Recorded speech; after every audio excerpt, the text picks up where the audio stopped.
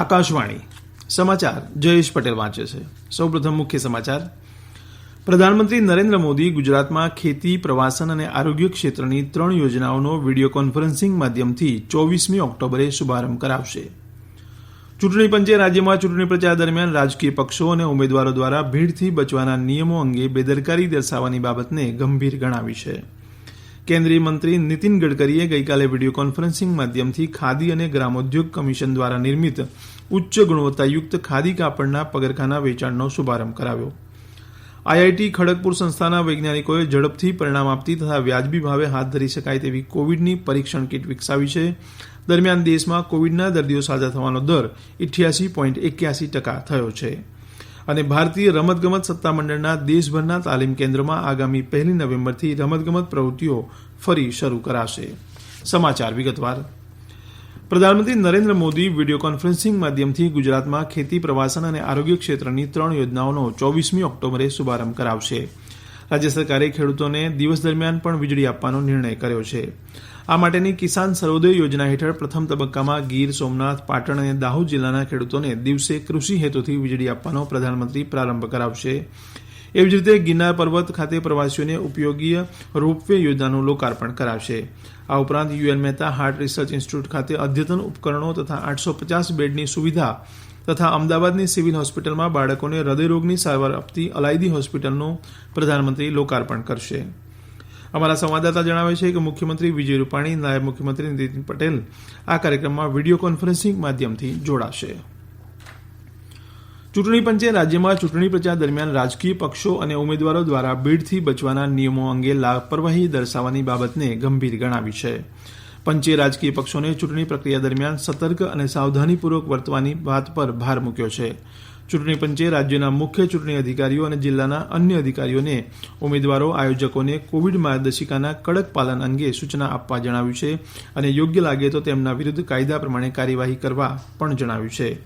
બધા જ રાષ્ટ્રીય અને રાજ્ય સ્તરના રાજકીય પક્ષોના મુખ્ય સચિવને અધ્યક્ષને લખેલા પત્રમાં ચૂંટણી પંચે જણાવ્યું છે કે જનસભાઓમાં સુરક્ષિત સામાજિક અંતરના નિયમનનું ઉલ્લંઘન તેમજ માસ્ક પહેર્યા વગર ભીડમાં સંબોધન કરવાની ઘટના સામે આવી છે, જે માત્ર ચૂંટણી પંચની માર્ગદર્શિકાનું જ ઉલ્લંઘન નથી, પરંતુ કોવિડ મહામારી દરમિયાન જનતાની તેમજ સ્વયંની સામે પણ સંક્રમણનો ખતરો ઊભો કરવા જેવી ગંભીર બાબત છે. કેન્દ્રીય સૂક્ષ્મ, લઘુ અને મધ્યમ ઉદ્યોગ મંત્રી નીતિન ગડકરીએ ગઈકાલે વીડિયો કોન્ફરન્સિંગ માધ્યમથી ખાદી અને ગ્રામોદ્યોગ કમિશન દ્વારા નિર્મિત ઉચ્ચ ગુણવત્તાયુક્ત ખાદી કાપડના પગરખા વેચાણનો શુભારંભ કરાવ્યો. આ પગરખા ખાદી સિલ્ક કે ખાદી સૂતરના કાપડમાંથી બનેલા છે.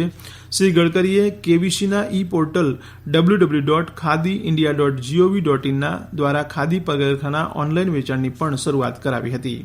શ્રી ગડકરીએ કહ્યું કે આવા અનોખો આકર્ષક ઉત્પાદનો આંતરરાષ્ટ્રીય બજારમાં પણ ખૂબ માંગ ધરાવશે તેમજ કારીગરો માટે નવી અને વધુ રોજગારીના અવસર ઉપલબ્ધ કરશે.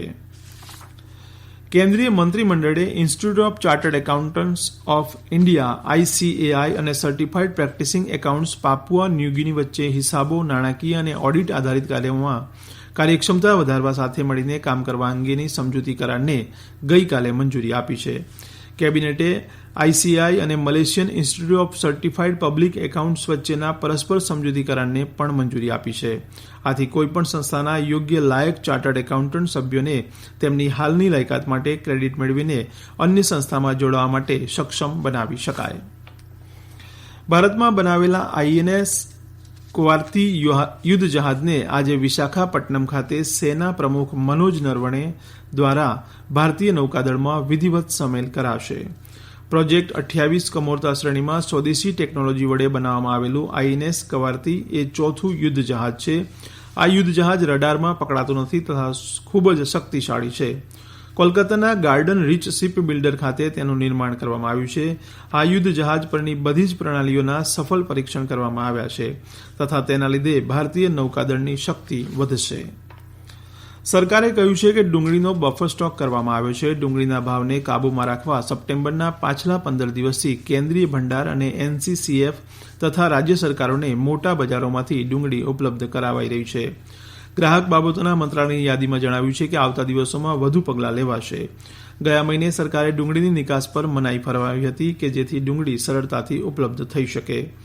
મંત્રાલયે જણાવ્યું છે કે એક તરફ જ્યારે ડુંગળીની કિંમતો ઓછી કરવાના પ્રયાસ થઈ રહ્યા છે, ત્યારે મહારાષ્ટ્ર, કર્ણાટક અને મધ્યપ્રદેશ જેવા ડુંગળી ઉત્પાદક રાજ્યોમાં વરસાદને લીધે ડુંગળીના પાકને નુકસાન થતાં તેની કિંમત પર અસર પડી છે.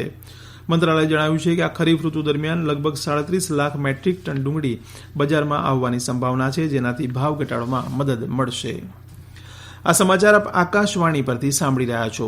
વધુ સમાચાર કોરોના અંગેના આ સંદેશ બાદ.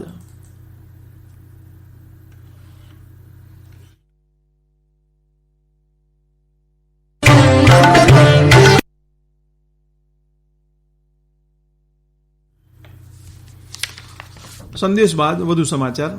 આઈઆઈટી ખડગપુર સંસ્થાના વૈજ્ઞાનિકોએ ઝડપથી પરિણામ આપતી તથા વ્યાજબી ભાવે હાથ ધરી શકાય તેવી કોવિડની પરીક્ષણ કીટ વિકસાવી છે. ભારતીય તબીબી સંશોધન પરિષદ ICMR આ કીટની ક્ષમતાને માન્યતા આપી છે. આઈઆઈટી ખડગપુરના સંશોધકોએ વિકસાવેલી ટેસ્ટ કીટ બીજા સ્થળે સરળતાથી લઈ જઈ શકાય તેવી છે. આ ટેસ્ટ કીટથી માત્ર 1 કલાકમાં વિશ્વસનીય પરિણામ મેળવી શકાય છે. ઘણા કોમર્શિયલ એકમોએ આ નવતર કીટના ઉત્પાદનના પરવાના મેળવવા માટે આઈઆઈટી ખડગપુરનો સંપર્ક કર્યો છે. દેશમાં કોવિડના દર્દીઓ સાજા થવાનો દર 88.81% થયો છે.